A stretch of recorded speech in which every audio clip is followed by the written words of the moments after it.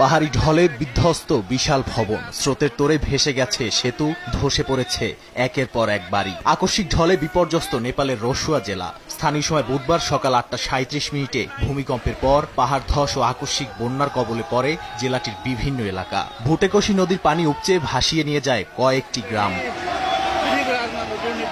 এ ঘটনায় এখন পর্যন্ত বেশ কয়েকজনের মৃত্যুর খবর পাওয়া গেছে। নিখোঁজ রয়েছেন শত শত মানুষ, যাদের মধ্যে বেশিরভাগই পর্যটক। নিখোঁজদের মধ্যে ভারত, যুক্তরাজ্য, যুক্তরাষ্ট্র, মালয়েশিয়া, দক্ষিণ আফ্রিকা সহ বিভিন্ন দেশের নাগরিক রয়েছেন। এছাড়াও অনেকের জাতীয়তা নিশ্চিত হওয়া যায়নি। এখানে আমার আত্মীয়রা থাকেন। হঠাৎ কল এলে তারা জানান বাড়িঘর ভেসে যাচ্ছে এবং চারদিকে কান্না ও হাহাকার পড়ে যায়। তবে বাচ্চারা নিরাপদে আছে। আমার এক আত্মীয় পানিতে ভেসে গেছেন।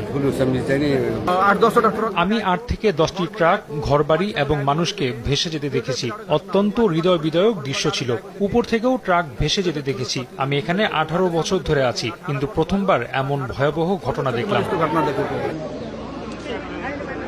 বন্যায় ক্ষতিগ্রস্ত হয়েছে সড়ক ও গুরুত্বপূর্ণ অবকাঠামো। কাঠমান্ডুর সঙ্গে সংযোগকারী প্রধান সড়ক বন্ধ হয়ে যাওয়ায় ব্যাহত হয়েছে যোগাযোগ। পাশাপাশি বিদ্যুৎ সরবরাহ বিঘ্নিত হয়েছে। নেপাল ও তিব্বতের দুই পাশেই চলছে উদ্ধার অভিযান। তবে প্রবল বাতাসের কারণে হেলিকপ্টারে দুর্গত এলাকায় পৌঁছানো কঠিন হয়ে পড়েছে।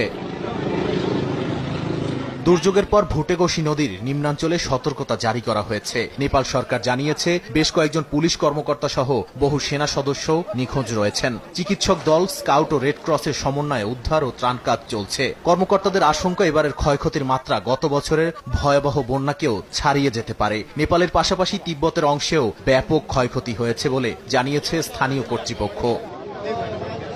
নাদিম মারজান, সময় সংবাদ।